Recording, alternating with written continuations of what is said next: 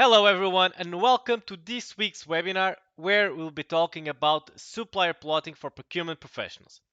If you'd like to grab a cup of water or a coffee, you still have some time to do it because we'll start the webinar in approximately 3 minutes. So let's just give some time for the people who are still trying to join this session to do it. In the meantime, please let us know here on the comment section on LinkedIn which country you are watching us from today.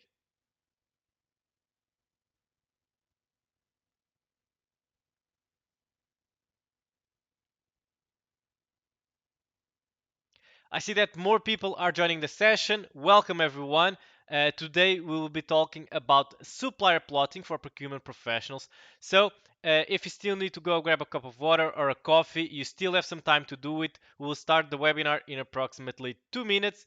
So let's just wait for everyone who is trying to join the session to do it.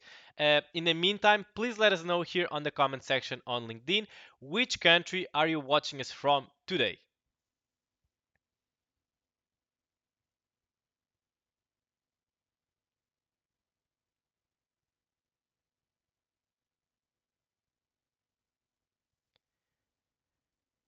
Great. I see that more people are joining the session. Welcome, everyone. Today, we'll be talking about supplier plotting.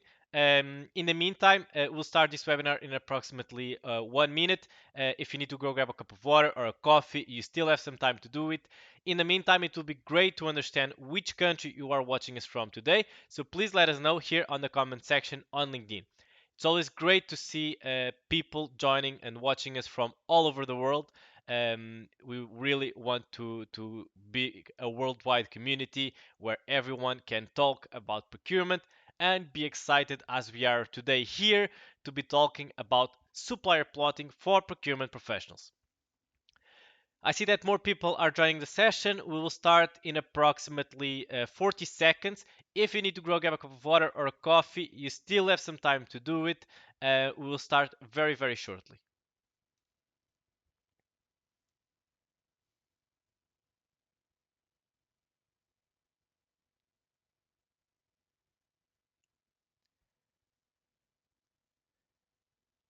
I see that more people are joining the session. Welcome to today's webinar.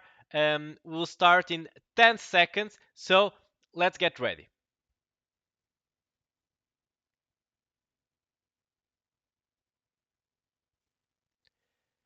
Welcome everyone to today's webinar on supplier plotting. My name is Filipe and today we'll be going into the strategic practice of supplier plotting and its impact on procurement processes. By the end of this webinar, you will have a clear understanding of how to apply this knowledge to your organization's advantage. Traditionally, procurement has been viewed as practical, experience-based discipline. However, as businesses evolve, so does the role of procurement, now recognized as a strategic component of the overall company strategy. Supplier plotting is crucial in this field, especially with the complexities of global markets and outsourcing. We'll be exploring Kraljic 4 phases of plotting: purchase classification, market analysis, strategic positioning, and fourth action plan. Join us as we break down supplier plotting and equip you with actionable strategies for effective procurement. Let's get started. For those who are not familiar with supplier plotting, you are definitely going to have a hard time looking for its meaning in Google. That's because supplier plotting is another term for a very basic procurement term. So, what is supplier plotting? In the most basic terms, supplier plotting means how to plot your suppliers. In an even more defined explanation, supplier plotting is to understand price and quantity in the marketplace. This is why supplier plotting is simply just basic procurement process knowledge. People nowadays like to build terms for that very sophisticated to hear, and it's the reason why supplier plotting is becoming more popular compared to supply and demand curves. In the procurement process, we have learned about supply sourcing. It's simple, the process of selecting your source of supplies and determining which of your sources you should start procuring materials from. So why does supplier plotting matter? Supplier plotting is vital for procurement managers to anticipate future needs. For instance, when certain supplies become scarce, prices soar. Despite high costs, securing these supplies is crucial for business continuity. Conversely, when oversupply leads to price drops, it's an opportunity to stockpile for future use. Understanding basic supply and demand is key here. When supplies outweigh demand, prices drop, enabling bulk purchases for future demand spikes. Vigilant monitoring of procurement spending is essential, especially during price surges. In the procurement process, supply plotting occurs during sourcing. It involves evaluating supply quality alongside supply and demand data. While historically done manually, e-procurement now automates these processes, providing insights for strategic procurement decisions. So first, let's go into Kraljic's pioneering work on procurement strategy, particularly focusing on how answering key questions can lead to innovative purchasing strategies. Kraljic suggests that by addressing questions such as does my company leverage all opportunities for combined purchasing across departments and divisions? How can we anticipate and mitigate supply disruptions and bottlenecks while managing acceptable levels of risk? What's the optimal balance between costs and flexibility in our procurement decisions? And finally, how can collaboration with suppliers or even competitors enhance long term relationships or capitalize on shared resources? These questions lay the foundation for a Kraljic model, which is represented by the matrix you see on the screen.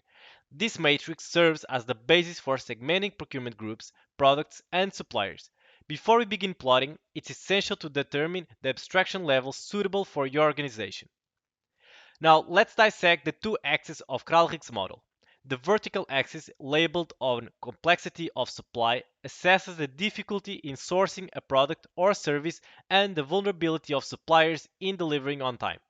The horizontal axis, profit potential or business impact, measures the potential contribution of the supply to the organization's profitability or efficiency. This can manifest through cost reductions, either by negotiating lower prices or adopting more efficient procurement methods. With an understanding of the axis, let's explore the four quadrants where you'll plot your products, services, or suppliers. Different procurement strategies are determined by the intersection of supply complexity and profit potential, as indicated by the quadrants. We'll explore these strategies further later. First up, non-critical items. Items in this quadrant are low risk and have a low profit impact. They are usually the lowest on the priority list in a procurement strategy. There is a balance of power between buyer and supplier. These items cause the least problems for procurement managers because they can be purchased in different varieties and from different suppliers. By increasing product standardization, much time and money can be saved. Thus, the purchasing strategies we recommend for these items focus on reducing administrative costs and logistical complexity. Next, bottleneck items. These are products with a limited source of supply. Their supply risk is high, but they do not have a major profit impact. This quadrant belongs to a supplier's market. Here's the strength in these hands of the supplier. The market consists of few suppliers that can behave freely and force prices upward. The purchasing strategy we'll typically use for these types of items is twofold. Firstly, we need to ensure continuity of supply. Secondly, we need to develop plans to reduce our dependence on this supplier by adapting our products and investigating alternative products and suppliers. Leverage items, on the other hand, have a large financial impact on the organization. However, these items are abundant supply. They are usually high standardized and easily available. This quadrant belongs in a so-called buyer's market. This means that buyers possess the balance of power in the relationship and leverage this strength to obtaining greater returns. The purchasing strategies we will typically use for these types of items include tendering and competitive bidding. Lastly, the strategic items. These have high supply risk and high profit impact and are bought mainly from strategic suppliers. These items are critical to the business. This power between buyer and supplier is balanced, and the goal here is to ensure long-term availability. The company needs to look for a win-win negotiation that benefits both parties. The purchasing strategies we will typically use for these items include collaboration and strategic partnerships. Now that we have laid the groundwork, let's understand how to plot your procurement landscape within the Kraljic framework. In the first phase, we will go into the classification of all commodities, products, components, and services you procure. These classifications will be based on two crucial factors: supply risk and profit impact. Firstly, let's understand supply risk. This risk is elevated in scenarios where the availability of raw materials is scarce, there are government restrictions, natural disasters pose a threat, the supply chain faces disruptions, or when there's a limited number of suppliers for a particular product. Secondly, we consider profit impact. A high profit impact is observed when a purchase significantly enhances the organization's output. Now, with this criteria in mind, we categorize your purchases into one of the four quadrants, which we have discussed earlier: non-critical, bottlenecks, leverage, and strategic items. This classification allows for a clear understanding of the importance and risk associated with each procurement, enabling effective decision-making and prioritization. Let's proceed with this classification process to optimize your procurement strategy and ensure maximum efficiency and resiliency in your supply chain. Now we go into the critical stage where the procurement department must meticulously analyze the current market dynamics. In this phase, it's important to evaluate both the supply risk and the profit impact in light of prevailing market conditions. To begin with, the procurement team needs to assess the supply risk. This involves examining various factors such as the availability of raw materials, any regulatory constraints imposed by governing bodies, the susceptibility to natural calamities, the resilience of the supply chain, and the diversity of suppliers in the market. By gauging these elements, the department can pinpoint potential vulnerabilities and devise strategies to mitigate risks effectively. Simultaneously, the team must gauge the profit impact associated with procurement decisions. This entails assessing how each procurement contributes to the organization's overall profitability and competitive advantage. Products or services that significantly enhance value or contribute to revenue growth are identified as high impact items deserving special attention. Moreover, it's crucial to compare the purchasing power of the company with the dynamics of the supplier market. Understanding the balance of power between the organization and its suppliers provides valuable insights into negotiation leverage, pricing strategies, and overall procurement effectiveness. In essence, this stage serves as an important moment for the procurement department to align its strategies with market realities. By comprehensively evaluating supply risk, profit impact, and the company purchasing power, the team can make informed decisions that optimize procurement outcomes and drive sustainable business growth. Let's delve deeper into this analysis to formulate a robust procurement strategy tailored to your organization's needs and objectives.